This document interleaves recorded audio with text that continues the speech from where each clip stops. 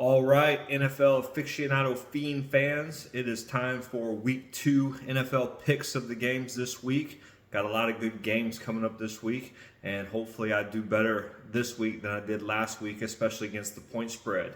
So without further ado, we will, this video was shot at 10 a.m. on Thursday morning, so that is the last point spread I looked at before making this video and releasing it to you guys. So if the point spread changes after this, can't help it, guys. But again, 10 a.m. Thursday morning, Central Standard Time, because I'm in Dallas, is the recent spread that I have when picking the games this morning. So fresh off the deal, I did pick the games on Tuesday after the deal, and then I came back and did it again this morning just to make sure I had the most up-to-date point spreads that were out there and available. So without further ado, let's roll through the week 2 games. All right, number 1, we have starting off Thursday Night Football. I think it's a pretty good game. You've got 2 playoff teams from last year, the Commanders and the Packers. I'm sorry, I grew up in Virginia, and so I'll always know them as the Skins in my book. But they are the Washington Commanders, so it's been a while, but I'll get that right eventually. But anyways, let's go back to it. So Washington beat the Giants last week. Not a whole lot to talk home about because the Giants really are a bad team this year, but the Packers did put it on the Detroit Lions, and they looked really good doing it. Now, it was a home game, and Detroit is going through a lot of turnover there and figuring out how they're going to play without Ben Johnson on offense, Aaron Glenn on defense. But anyways, they were probably the most, I would say, out of all the wins last week, they had the most dominant one over what we consider a serious contender for an NFC contender this year. So, all right, Washington's getting 3.5. It is at home at Green Bay. I'm going to take the Packers in this one, and I'm also going to think they're going to cover the point spread. I think that defense is looking really good. I think they're going to get after Jaden Daniels, and I'm not sure if Washington has a defense to slow down that Packer offense. So we could see a lot of magic coming from Jaden Daniels in the third and fourth quarter if the game gets out of hand. But again, taking the Packers in this one, and they do cover the spread. So moving on to the next one, you got Cleveland going to Baltimore to play them. We know how division games, especially between Cleveland and the Ravens, are. It seems like the Ravens just play down to their competition when they're playing Cleveland. And Cleveland is getting a massive 11.5 points in this game, which to me is insane. But especially after what the Ravens did last week, but that was a completely different offense than what they're dealing with in Cleveland. But Cleveland did almost pull out the upset over the Bungles, and so I do like the Ravens in this one. I do think they win, but I do not think they cover the point spread of 11.5 points, especially because Joe Flacco is going to be starting that game, and you know how much he likes to get up to play his former team and have good games. So Cleveland going to Baltimore to play. I picked the Ravens to win, but I do not pick them to cover the spread. I think they fall short of the 11.5 that Cleveland's getting. So moving on to the next game, we have the Los Angeles Rams playing the Tennessee Titans. Rams beat the Texans last week. Not a whole lot to write home about. It was a tough game to play. The defense really stepped up. And we know the Titans, they just played terrible against the Denver Broncos.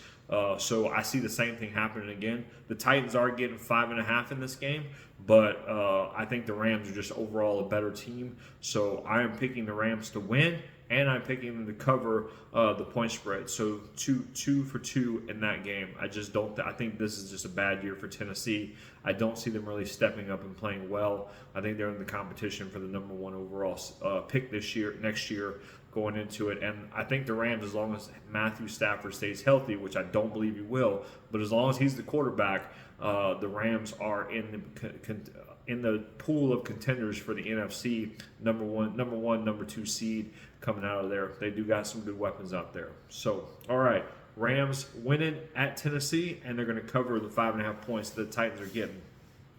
The next game is the Bears are going to travel to Detroit and play the Lions.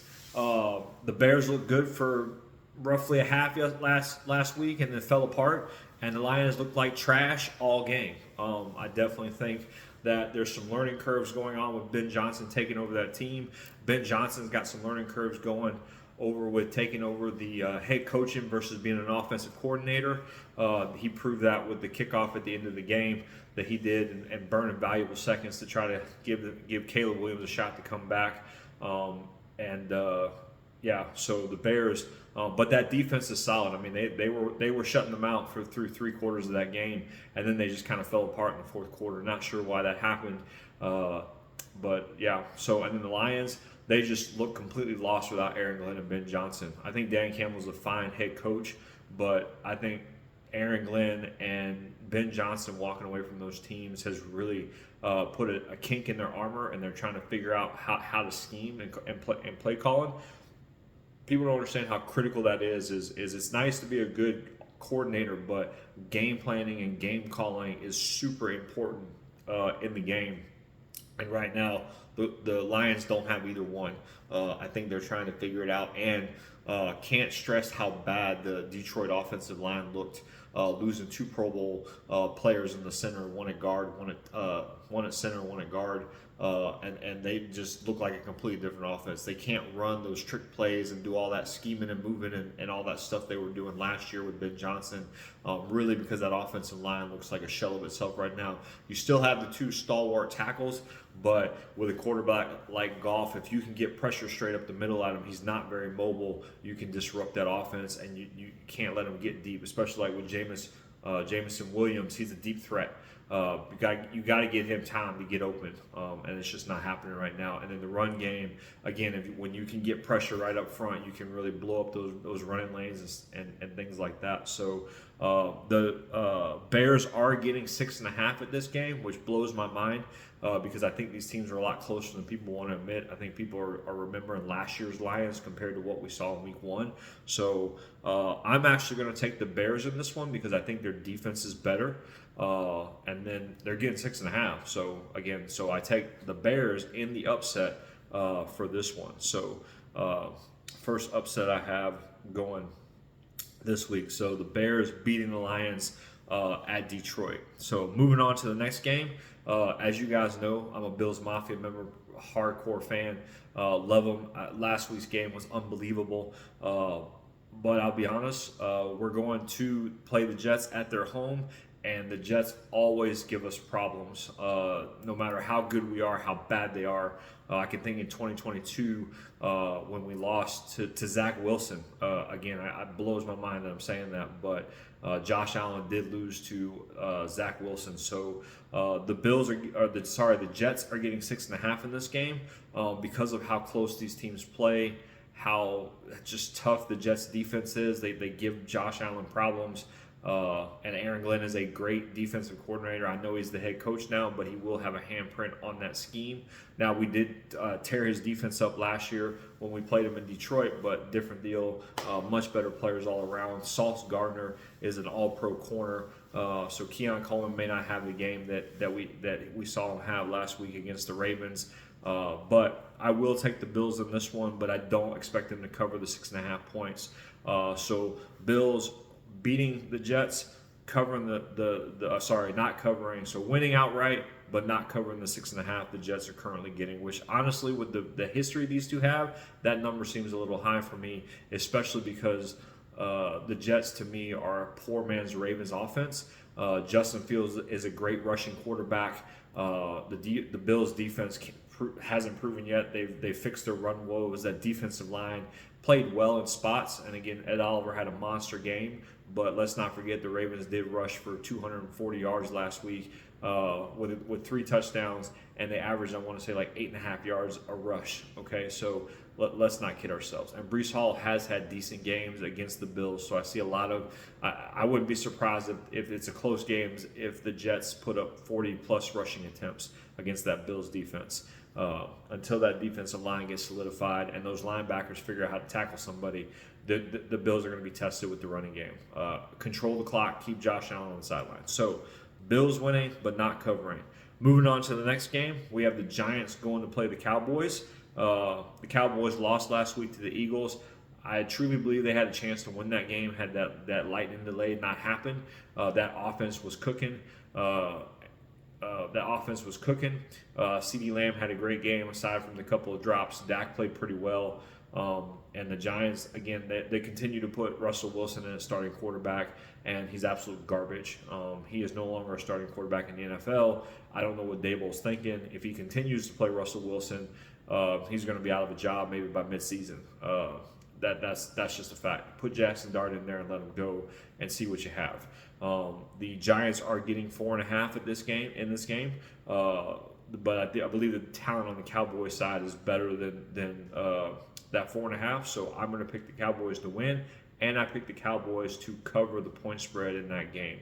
I just think that the Cowboys are a better team, and other than the defensive line for the Giants, there's not a whole lot happening out there in Big Blue. So, all right, Cowboys winning and Cowboys covering. Moving on to the next game, you got the Niners going to New Orleans. New Orleans is getting +3 in this game. This is a tough one to pick. If Brock Purdy was healthy, if Kittle was in the game, I would definitely go with the Niners outright.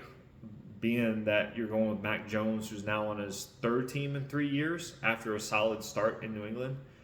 Don't know what you're going to get. And other than Christian McCaffrey on that offense, there's not a whole lot of weapons out there, especially with Kittle being on injured reserve now with the hamstring injury. However, New Orleans is New Orleans, and Spencer Rattler has yet to prove himself to be a starting NFL quarterback. So they have, I would say, an all-right defense, but nothing to write home about. So this game was really tough to pick with the injuries on the Niners side. However, I'm going to side with Kyle Shanahan and his system and believe that he's going to pull off the win on the road and cover the 3 points that New Orleans is getting. So after much debate and much thought about this, I think New Orleans is another team that's in the running for the number 1 pick of the 2026 draft. Their cap is terrible. They don't have talent. They don't have a quarterback. Wouldn't be shocked if we don't see that Tyler Scarborough guy get into the game at some point in time if Spencer Rattler continues to complete less than 50% of his passes. They did put up a good effort against the Cardinals last week, but I think that was more about the Cardinals playing down to their competition than New Orleans being that good. So Niners winning and covering going to New Orleans. All right. Next game. This was a tough game to pick as well because you got the New England Patriots traveling to Miami, and they're giving the Patriots 1.5 points. The Patriots got smoked by the Raiders. Raiders don't have a whole lot of defense, but Geno Smith looked like a first pro quarterback against that secondary, and the strength of the New England team was supposed to be that defense with all those free agent signings they had. However, the Dolphins defense made Daniel Jones look like an all-pro in that game that they got absolutely just torched in, and Tua just looked like a shell of his former self. So this is like a bad team. You know, who's going to do what? I think Miami does have more talent in this, on the field, more talent, and because Geno Smith looks so good against that New England secondary, I'm going to pick Tua, Waddle, and Hill to have a rebound game. Devon Achane, really, I expect them to get that offense rolling. It's at Miami as well. That's why I'm favoring Miami in this game. So I did end up picking the Dolphins, and I believe they're going to cover the 1.5 points that New England's getting, just because New England didn't show me a whole lot, but neither did Miami. But again, at home, and I just think the Dolphins have more pure offensive talent on that team to get the home win. I think they're going to come out a little angry. You might see an explosive game from Tyreek Hill, 10 catches for $150 and 2 tubs, or Jalen Waddle finally steps out of Tyreek Hill's shadow and established himself as the number 1 receiver. So moving on, we have Jacksonville traveling to the Bungles. I just can't call them the Bengals after that debacle they had last week and as bad as they looked. So Jacksonville is getting 3.5 in this game. But I'm going to take Jacksonville in this game. I think they pull off the upset. I think they do. They're taking the ball out of Lawrence's hand. They're not putting it all on him. Liam Cohen has proved that he can get a ground game going. Travis Etienne, wow, what a week 1 he had rushing the ball. They do got Brian Thomas out there. They do have Travis Hunter, who had a decent game. So I do like them. I think this is a good deal. In fact, the running game functioned so well that they got rid of Tank Bigsby and traded him to the Philadelphia Eagles. And that offensive line out there in Cincinnati is just atrocious. I don't know if anybody saw, but there was a play where Myles Garrett absolutely murdered Joe Burrow, and if he continues to take shots like that, he's already proven he's an injury-prone player. But if he continues to take shots like he did from Myles Garrett in Week 1, he will not make it through the entire season. So the Cincinnati needs to figure out something quick, and and it doesn't say a whole lot too about their defense that they gave up 16 points to a terrible Cleveland Browns offense. Honestly, the Browns fumbled that game away, so the Bengals should be 0-1 based on how they played. They just played absolutely just terrible. There's no reason to believe in them right now. Anybody who was like, "Oh, Joe Burrow's good," that offense has to wake up, and it will at some point wake up. But if that offensive line doesn't figure out how to pass protect, that offense is not going to perform well. So I am taking Jacksonville in the upset at Cincinnati. Okay, so like that one there. You can kind of book that one. Next game, I have Seattle traveling to Pittsburgh. Seattle's getting 3 in this game. I can't blame it. The Steelers look good. They came back. They won. They did give up almost 400 yards of offense to the Jets. So I think they've got some things to work out with their team. But Aaron Rodgers threw for 4 touchdowns. They did look out of sync a little bit. Him and Metcalf they still look like they're syncing up a little bit. But I'm not going to. But then again, Seattle just fumbled the ball away to a wounded San Francisco team last week. So they should have really done better. To me, they should have won that game. And I think Sam Darnold is not the answer. I think they downgraded their quarterback position, and we all know how critical the quarterback position is to winning in the NFL. So I'm actually surprised the line isn't bigger, considering that the Steelers won, Seattle lost the way they did, and how bad Sam Darnold played last week. So got Pittsburgh, and they're going to cover the point spread with Seattle getting +3. So all right, moving on to the next one. This one was kind of tough because Denver is traveling to Indy, and Indy's getting 2.5. I think Daniel Jones crashes back to earth this week and turns back into a pumpkin like we know he is, because that Denver pass rush is ferocious, and they are way better than what Indy saw last week playing Miami. So I do not believe that you're going to see Indy perform as well offensively as they did against Miami. But I don't trust Bo Nix right now with how bad he played last week against a bad Tennessee Titans team. I don't know if it's just, hey, people got a year of game tape on him. They kind of figured him out. They know how to scheme for him now, and he's got to take the next step and prove that he can now beat a scheme that people know how to game plan, know what he likes, know what he doesn't like, and go from there. Again, Indy, I really don't know how to grade that team, because Miami, that was just a bummer of a game. So I don't know if Indy's that good or just Miami was that bad. But I do think Denver wins this game and covers the point spread and covers the 2.5 that Indy's currently getting. So Denver beating Indy and covering the point spread, even though the game's at Indy. So moving on, we have Carolina going to play the Cardinals. Carolina looked terrible last week. They were in that weird game with Jacksonville. They did end up getting beat, I believe, by 16 points. Bryce Young has reverted back to his rookie self. He's just making bad decisions, not playing well. But the Cardinals, don't know what you're going to get out of them. They had stretches where they looked good, but they allowed the Saints to kind of hang around in the game. They never really dominated the way I thought they would, with all the good stuff talking about them. And Carolina's getting 6.5 in this game, which is a little rich for me. So I am going to pick the Cardinals to win this game outright, but I don't believe they cover the point spread, simply because I'm not sure. The inconsistencies I see in the Cardinals right now don't give me a whole lot of confidence to give them, hey, yep, they're easily a touchdown better than the Carolina Panthers. So we'll have to see how it goes. One thing that does play in their favor is you got an East Coast team traveling to the Mountain West, so that start time may screw them up a little bit. But at the end of the day, it's a late game, so it's about 1 o'clock, 2 o'clock in Carolina. So that's not super abnormal. Where the East Coast team is traveling all the West Coast. A 1 o'clock game to them is 10 o'clock in the morning, where they come. Or sorry, yeah. So yeah, sorry, West Coast teams going to the East Coast. Anyways, all right. Moving on, probably the game of the week in a lot of people's eyes. I definitely have it picked as my game of the week. You have the reigning Super Bowl defending champion Philadelphia Eagles traveling to Kansas City to play the Chiefs. The Eagles beat the Dallas Cowboys last week on Thursday Night Football. Didn't look spectacular, but they did enough to win. And at the end of the day, as long as you have one more point than the other guy, that's all that matters. 1-0 is 1-0. So and it was opening game Thursday night. They've had 10 days of rest. Now the Chiefs did play on Friday night in Brazil, so they're coming home to Chiefs Kingdom, and we'll see how it goes. The Chiefs are getting 1.5 in this game, so they are an underdog at home, which is very rare in Patrick Mahomes' career.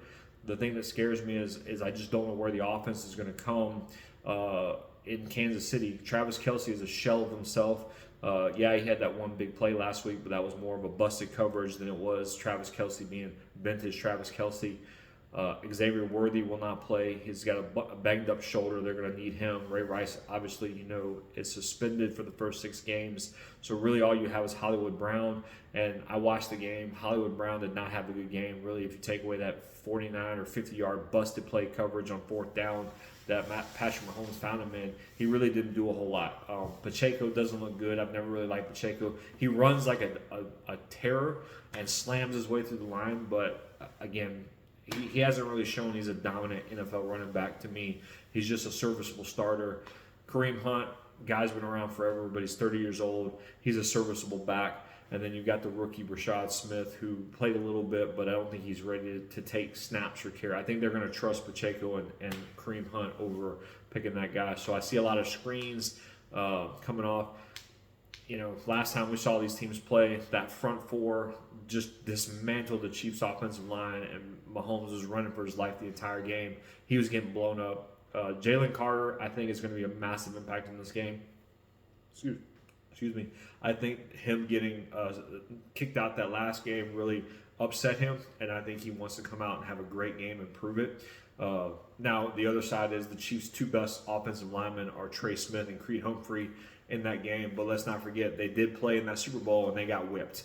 So it's not like, oh my gosh, hey, Trey Smith and Creed Humphrey, they got whipped in that Super Bowl straight up. They got dismantled by those defensive tackles and that defensive line. Now, you don't have all the same players playing now for the Eagles that you do, but I think Jalen Carter comes out and he becomes a one-man wrecking show for this team and really gets after Mahomes and disrupts that offense. So I'm going to pick the Eagles to win, and I pick the Eagles to cover the 1.5 points that the Chiefs are currently getting. Going to be a good game. Next, we have the Falcons traveling to the Vikings. The Falcons are getting 3.5. Falcons are an up-and-coming team. I got a lot of confidence in them. I do believe they're going to be a playoff team this year. I like Michael Pinks. I like that offense. I think the defense still has a lot to improve upon. But if they're an average defense, as long as that offense is clicking with Bijan Robinson, Drake London, Michael Pinks, Kyle Pitts, again, we're still looking for him to come back and perform like he did in his rookie season. But he's a solid tight end. Can't knock him for that. I mean, I think he's definitely serviceable. The Falcons are getting 3.5 in this game, which seems a little heavy for me because I think both these teams, the Vikings, again, they looked terrible in the first half, for 3 quarters against the Bears. And then J.J. McCarthy just somehow, some way in the 4th quarter got it done when it matters. So, and I think the Bears fell apart a little bit in that game as well. They kind of let the pressure get to them and made some mental mistakes. I think they had 12 penalties for over 150 yards in that game. You're not going to win a whole lot of football games when you commit 12 penalties for 150 yards.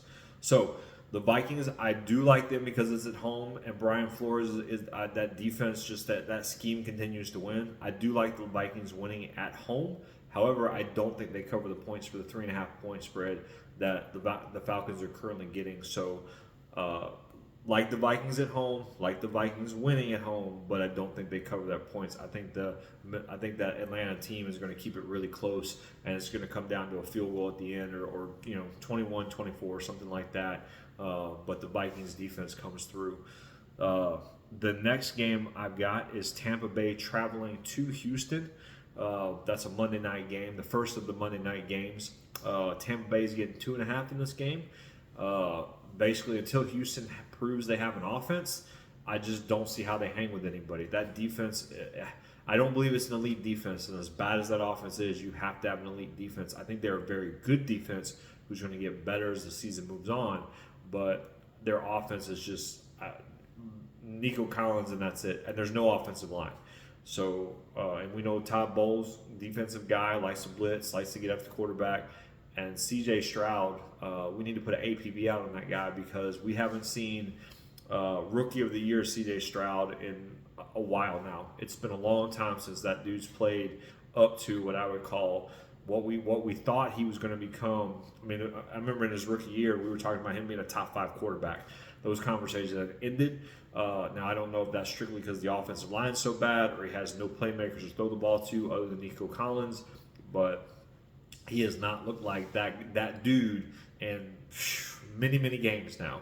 It's been constantly talked about every time that the Texans are brought up. So much so, I don't think that the Texans repeat as AFC Central Division champs this year. I think Indianapolis is going to give them a real run for their money on that deal. In fact, and Jacksonville and Indy, I think, are improved teams to get it done. So, and then the Bake Show was the Bake Show. Again, he was 50% of his passes, but in the fourth quarter, he did what he does, and he comes back. And Ibuka, that amazing rookie wide receiver they have, was kind of holding the fort down till Godwin and McMillan come back from injury. Bucky Irvin, I think, comes back a little bit. So I just think Tampa Bay is going to get it done. And so technically it's an upset, but I would call it an upset because I don't think Houston's 2.5 points better than Tampa. I'm kind of shocked actually Tampa Bay's not favored in this game, but they had a tough division game last week. So, all right, Tampa Bay winning outright, so another upset there. Okay, last game of the week we have the Chargers and the going to Las Vegas and playing the Raiders. As we know, the Raiders beat the Patriots last week, but that's nothing to write home about. And the Chargers basically took it to the Chiefs. That game was in Brazil. But I know watching the game, it felt like more like a Chiefs home game than it did a Chargers home game. But the Raiders are getting +3 in this game, so the Chargers are the favorite. But if the Chargers play like they did this week, like they did last week against the Chiefs, I think this is a coming out party for them, especially if Justin Herbert continues on the trajectory and Greg Roman and Jim Harbaugh continue to trust him to run that offense through him as opposed to ground and pound and letting Justin make passing plays when he has to.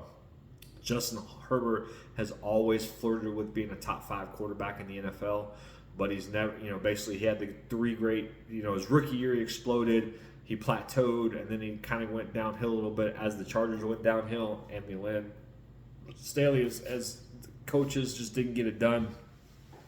Wasn't a whole lot of talent around them, but now they're starting to build that team up. And Harbaugh is a great, for all the things I don't like about Harbaugh, he is a great coach. Don't forget the years of success he had out there in San Francisco. They were a dominant team out there for years. And then, I don't really consider, college ball is slowly moving towards the NFL with the NIL deals. I call it semi-pro ball now. It's not college football. It's semi-pro football. But I do like where they're going with it. I don't really trust Greg Roman as an offensive coordinator. We had him in Buffalo. He went to Baltimore.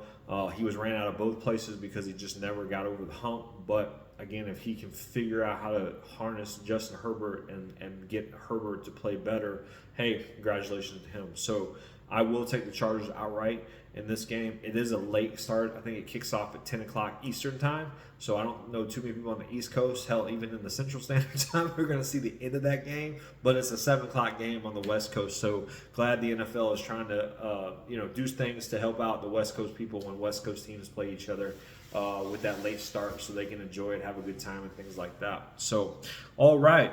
So basically this week I have 1, 2, 3. I have 3 upset picks this week. Those upset picks are the Bears beating the Lions.